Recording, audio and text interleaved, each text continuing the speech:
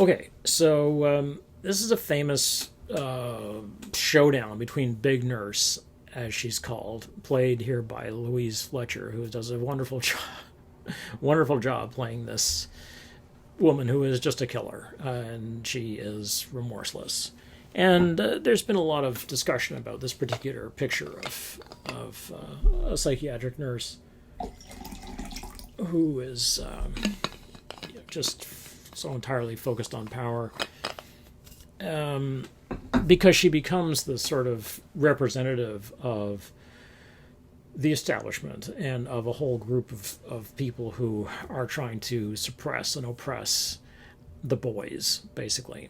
So this is very much a book about boys, the Ken Kesey book, and the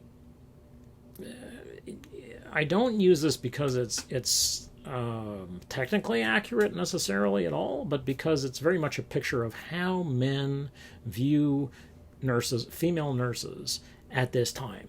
The text is from the mid 60s. It comes from the same time that Van Devanter is talking about. So that's why I'm using it. Now, the film was made in 1975, so it's reasonably close in worldview to the sort of the rebel worldview of the revolutionary worldview of the late 60s and early 70s, which is basically that anything the man is doing is probably making it worse for the little people. So in this case, Randall Murphy, played by Jack Nicholson here, and a lot of people felt that he wasn't the right person to play the role. And okay, all that's okay. But the book is very surreal, and I think that you're better off actually reading the book than seeing the movie. It is the first time we saw Brad Dourif, a very, very young Brad Dourif. But it does have a picture of nurses as viewed from men's point of view, and that's why I want you to see it. So it's one of these weird things where I want you to see this as a cultural artifact more than as an illustration of how nurses actually were. There are always medical people who use their power. One of the few images of nurses, other than perhaps the most famous nurse of this time,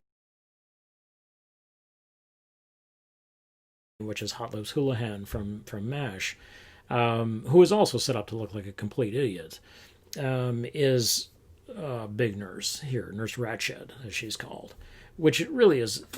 It's Ratchet, but it's really Ratched, obviously.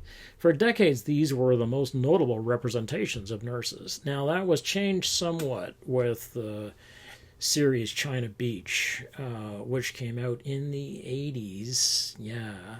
I never watched it. I saw little pieces of it, and I was like, however, I think that China Beach did its best to represent the issues faced by nurses who, like, one of them gets hooked on heroin, one of them gets pregnant, it's sort of typical things that just normally happen to people who are in war zones. They always have, and they always will, I suppose. So you may find, if you're interested in the nurse's story from Vietnam, well, I would say read the rest of Van Devanter, and there are a number of other. There's a book by Winnie Smith called American Daughter Gone to War. There's some really very fine books about nurses, written by nurses, so you can actually get the story. I'm a true believer in this, like getting the story from people who actually went through it. But then there are these representations of, and so China Beach, the series China Beach, which didn't last very long, was an attempt to tell this story as well. The standing orders in O'Neill's story, Prometheus Burned, is to ensure that expectants, that is, these people who are expected to die soon, don't suffer any pain. And because why, right? Because in other wars, snowing patients was considered to be semi-sinful. You were supposed to suffer your wounds, and there was this Christian. It was much more. It was there was still. This is still very much a Christian war, but it still was it was less problematic. The idea of of having somebody who's burned most of their body, like why would you have them suffer? Keep them alive to have them suffer. So O'Neill's character is told, they so much as grown, snow 'em.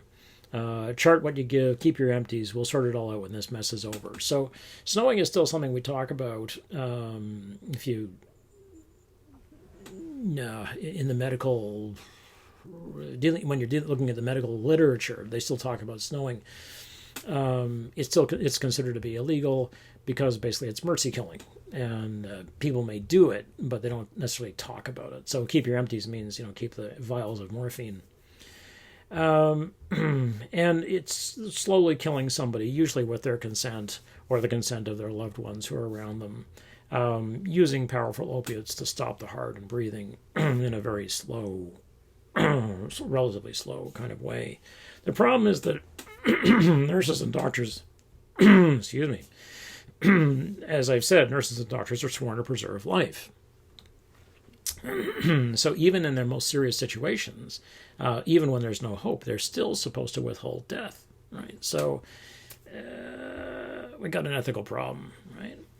He said something, but she didn't catch it. She leaned down to the gurney. Can't or won't, he whispered. Her heart tripped. It amounts to the same thing, she said softly. So here again, the soldier knows very well that she can kill him quite easily.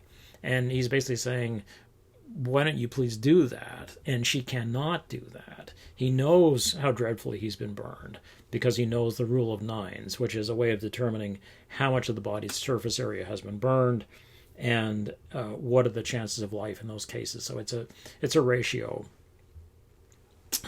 for determining whether or not somebody's going to make it if they've been terribly burned. And when this guy asked for death, well, why should he be denied? What is the benefit in it, right? Well, it does put the burden on her, on the nurse who's going to deliver this, although she has his permission. Well, we still haven't sorted this out in the West, although they've done a great deal more and are much further towards this idea of assisted dying in, say, Denmark, Sweden, Norway. The Scandinavian democracies basically have gotten a lot more humane about how to treat assisted dying. That if you know you're dying and you decide, well, I'm feeling good. I want to go out when I'm feeling good. I don't want to wait until all I'm doing is suffering. Well, why do you have to wait? Is the question. And if somebody says, well, because it's wrong, it's like, wrong? By whose standard? Where did you get that? Out of a hymn book or out of somebody's Bible that somebody wrote? Another bunch of people who wrote this Bible about how you should be grateful for every painful breath you take. Okay.